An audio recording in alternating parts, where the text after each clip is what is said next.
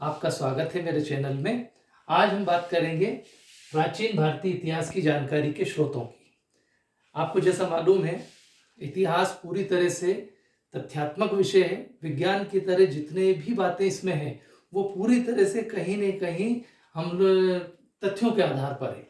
और ये जो तथ्य होते हैं, ये हमारे इतिहास की जानकारी के स्रोतों के रूप में, अगर हम प्राचीन भारतीय इतिहास की बात करें, मध्यकाल की करें या आधुनिक काल की करें, तो प्रत्येक हर एक समय के इतिहास की जानकारी के हमारे पास कुछ न कुछ साधन होते हैं।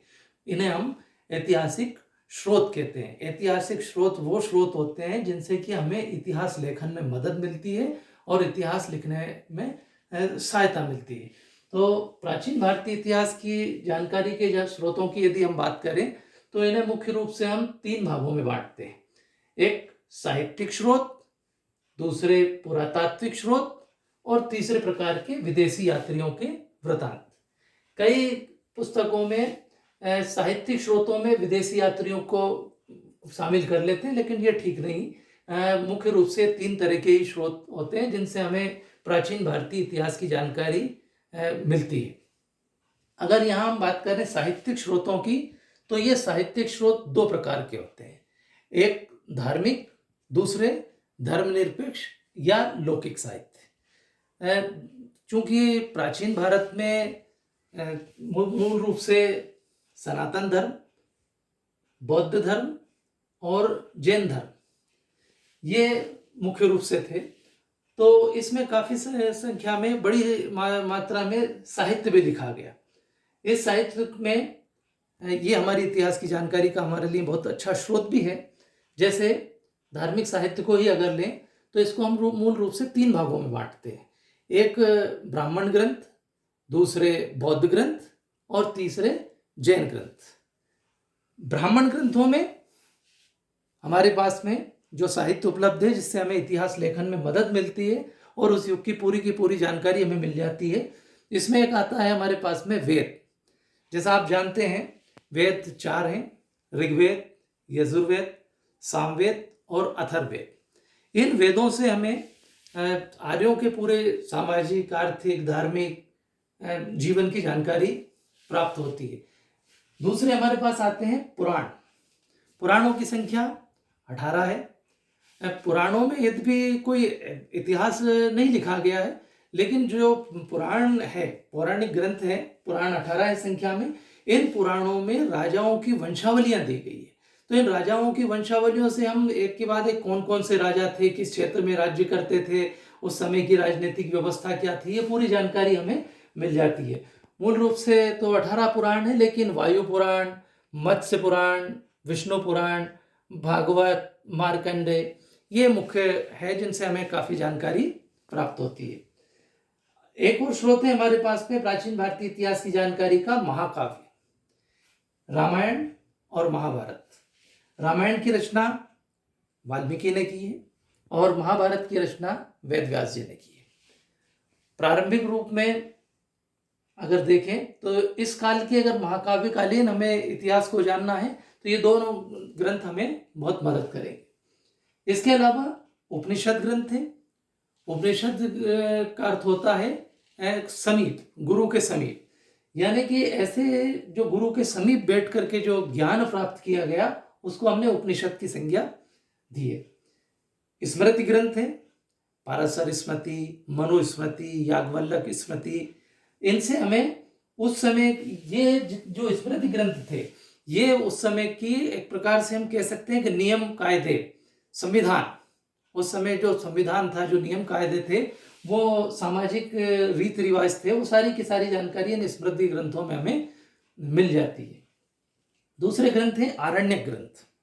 आरण्यक ग्रंथों के बारे में कहा जाता है कि ये जंगल में बैठ करके लिखे गए और जंगल में ही इनका अध्ययन किया गया। वास्तव में जो आरण्यक ग्रंथ है, वो ब्राह्मणों के जो उस समय मुख्य था, कर्मयोग और ज्ञान योग, उन दोनों के बीच की कड़ी है और उस संबंधी जो जानकारी है वो हमें उस समय के आरण्यक ग्रंथों से बहुत अच्छी मिल जाती है। इसके अलावा वेदांग है, जिनकी संख्या 6 है। ये वेदांग वास्तव में वेदों को समझने के लिए बनाए गए थे। वेदों को अगर समझना है तो वेदांग को का अध्ययन करना जरूरी था। ये वेदांग 6 हैं: शिक्षा, कल्प, व्याकरण, निरुक्त, छंद और ज्योतिष। इस प्रकार से हमें ब्राह्मण ग्रंथों से तत्कालीन समाज की सामाजिक, आर्थिक, धार्मिक स्थिति के बारे में जानकारी मिलती है। ये भी सत्य है क्योंकि इनका उद्देश्य इतिहास लेखन बिल्कुल नहीं था। इसमें ज़्यादातर धार्मिक बातों की जानकारी मिलती है, धार्मिक जीवन की जानकारी मिलती है, लेकिन एक इतिहास का लेखन करने वाला इतिहासवेद था। इसमें अपने विवेक का इस्तेमाल करते हुए और अन्य जो स्रोत है उनसे तुलना करते हुए अपने काम की जानकारी को बखूबी निकाल लेते हैं। दूसरा उस समय जो ग्रंथ था, जो धर्म था प्रचलन में, वो था बौद्ध और एक था जैन ग्रंथ। इनमें भी बहुत आयत मात्रा में हमें तत्कालीन समाज की काफ़ी जानकारी मिल जाती है। अगर बौद्ध ग्रंथों की बात करें हम, तो जातक कथाएं हैं जो लगभग 550 से भी अधिक है। इन जातक कथाओं में महात्मा बुद्ध के पूर्व जन्म की कथाएं, अब उनसे के पूर्व जन्म से संबंधित कुछ जानना है तो जातक कथाओं में हमें बहुत कुछ जानकारी मिल जाती है। इसके अलावा त्रिपिटक ग्रंथ है। बौद्ध धर्म में त्रिपिटक ग्रंथों का बड़ा महत्व है क्योंकि ये नाम है इनके: विनय पिटक, सुत्त पिटक और अभिधम्म पिटक। इन त्रिपिटक ग्रंथों में पूरे बौद्ध धर्म के जो नियम कायदे हैं उनकी काफ़ी कुछ जानकारी हमें मिल जाती है।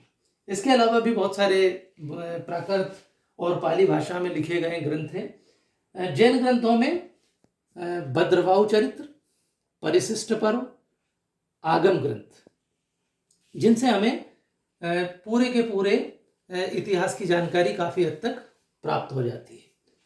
इन धार्मिक स्रोतों के अलावा हमारे पास में दूसरे प्रकार के स्रोत हैं जिन्हें हमने धर्मनिरपेक्ष स्रोत अथवा लौकिक साहित्य के नाम से जाना है। इनका उद्देश्य कोई इतिहास लेखन नहीं था, लेकिन किसी की आत्मकथा, किसी का जीवन परिचय या कि कोई राजकवि ने अपने राजा के प्रशंसा में कुछ लिखा है, तो ये हमें इतिहास की जानकारी, इतिहास लेखन में बड़ी मदद करते हैं। जैसे लौकिक साहित्य में अगर हम देखें तो चंद्रवरदाई कृत पृथ्वीराज रासो। अपन जानते हैं जैसा कि चंद्रवरदाई पृथ्वीराज चौहान के राजकवि थे और उन्होंने एक ग्रंथ लिखा जिसका नाम है पृथ्वीराज रासो। इस ग्रंथ में हमें पृथ्वीराज चौहान के बारे में बहुत कुछ जानकारी मिल जाती है। कालिदास की रचनाएं, कालिदास गुप्तकालीन नाटककार, कवि और अच्छे लेखक थे। उन्होंने अनेक रचनाएं लिखी: अभिज्ञान शाकुंतलम, कुमार संभव, रघुवंशम, मालविका अग्निमित्रम आदि ग्रंथ लिखे जो कि हमें गुप्तकाल और पुष्यमित्र के शासन की काफी कुछ जानकारी प्रदान करते हैं।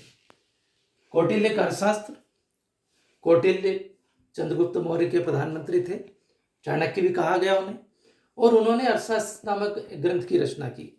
अर्थशास्त्र मौर्यकालीन इतिहास की जानकारी का एक बहुत अच्छा साधन है। कल्हण की राजतरंगिणी, यदि हमें कश्मीर का प्रारंभिक इतिहास जानना है तो कल्हण की राजतरंगिणी से अच्छा साधन हमारे पास कुछ हो ही नहीं सकता। इसमें हमें पूरा कश्मीर का इतिहास मिलता है। इसी तरह से विशाखदत्त का मुद्रा राक्षस, दंडनी का दशकुमार चरित्र, पाणिनि की अष्टाध्यायी, जयदेव का गीत गोविंद, बाणभट्ट का हर्ष चरित्र जिसमें राजा हर्ष के बारे में बहुत कुछ जानकारी हमें प्राप्त हो जाती है। तो ये साहित्यिक स्रोत, ये लौकिक साहित्य, इसके अलावा भी बहुत सी पुस्तकें हैं जिनसे हमें उस समय की जानकारी मिल जाती है। साहित्यिक स्रोतों के अलावा दूसरे प्रकार के हमारे पास जो महत्वपूर्ण स्रोत हैं वो है पुरातात्विक स्रोत। इन पुरातात्विक स्रोतों के अंतर्गत अभिलेख, स्मारक, मुद्राएं, चित्रकला के नमूने और अन्य कलात्मक अवशेष आते हैं।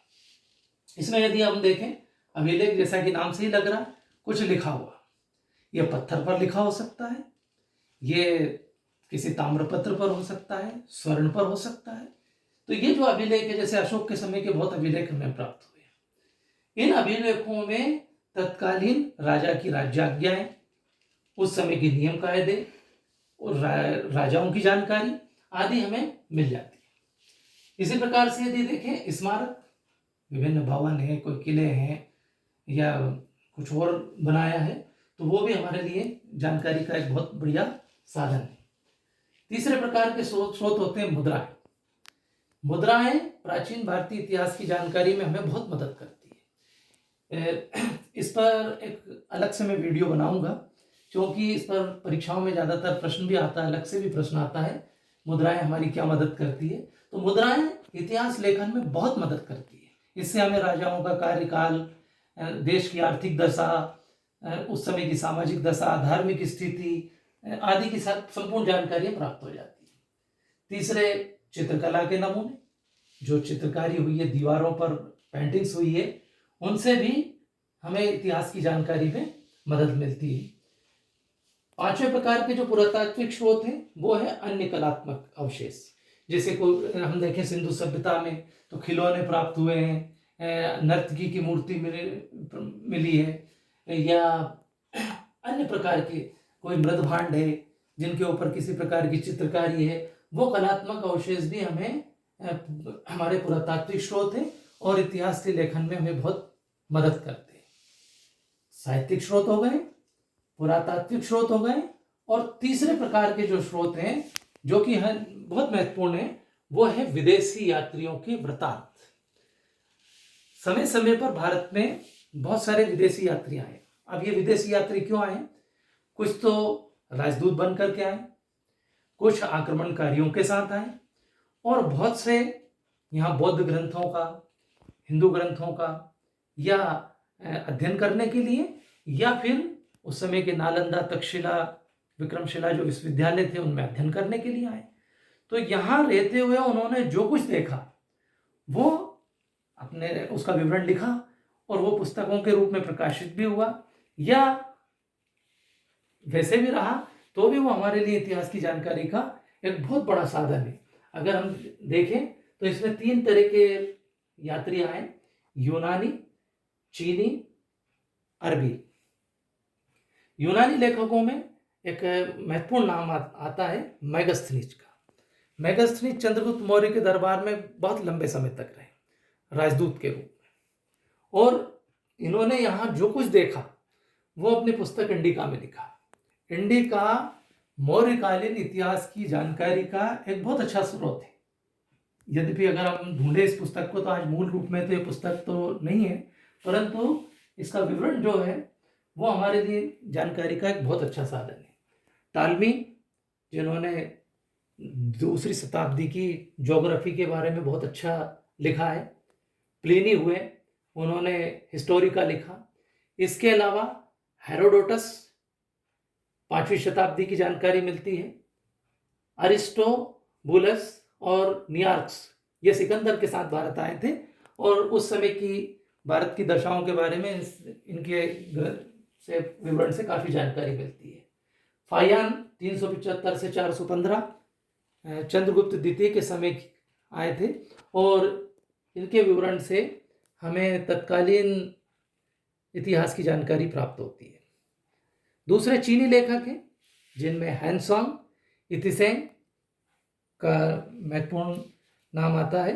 हैंसोंग हर्ष का, राजा हर्ष के समय आए थे, और उनके विवरण से हमें हर्ष के शासनकाल की काफ़ी कुछ जानकारी मिलती है। इतिसेंग 671 ईसा में भारत आए, और नालंदा और विक्रमशिला जो विश्वविद्यालय थे उस समय के प्रसिद्ध, उनके संबंध में इनके विवरण से काफ़ी जानकारी मिलती है। एक और हुए चाउफ जुकुआ, चोलकालीन इतिहास की जानकारी इनके विवरण से मिलती है। एक वीली थे जिन्होंने हैंसोंग की जीवनी लिखी थी, इनका विवरण भी हमारे लिए भारतीय इतिहास की जानकारी का एक प्रमुख स्रोत है। दूसरे थे अरबी लेखक, इसमें तिब्बती तारानाथ का नाम प्रमुख है, जिन्होंने कंग्यूर और तंग्यूर नामक ग्रंथों की रचना की, जिससे जानकारी मिलती है। एक अलवरुनी है जिन्होंने तेकी के हिंद नामक ग्रंथ की रचना की, जो कि हमारे इतिहास की जानकारी का एक प्रमुख स्रोत है। ये सारे जितने भी स्रोत हैं ये हमें इतिहास की जानकारी वैसी की वैसी प्रदान नहीं करते, क्योंकि मैंने शुरू में ही बताया कि इनका उद्देश्य इतिहास लेखन बिल्कुल नहीं था। लेकिन इन ग्रंथों का अध्ययन करके, उनका पुरातात्विक स्रोतों से तुलना करके, अन्य विदेशी यात्रियों से इन सब को आपस में तुलना करके, देख करके एक इतिहासकार, जो इतिहास का जानकार है, वो अपने काम की जो भी चीज है उसको निकाल लेता है ताकि बेहतर जानकारी वो दे सके। मैं यदि इस पर हम डिटेल में बात करें तो लगभग 2 घंटे की वीडियो मुझे बनाना पड़ेगी। अब यदि आवश्यकता हुई तो इस पर सेपरेट वीडियो भी बनाएंगे, वरना एक ये मुद्राओं पर तो हम एक नया वीडियो जल्दी डालेंगे। आशा है आपको ये वीडियो पसंद आई होगी। यदि पसंद आए तो लाइक करें, सब्सक्राइब करें, ताकि मैं और ऐसी अच्छी अच्छी वीडियो आपको बना सकूं। थैंक्स।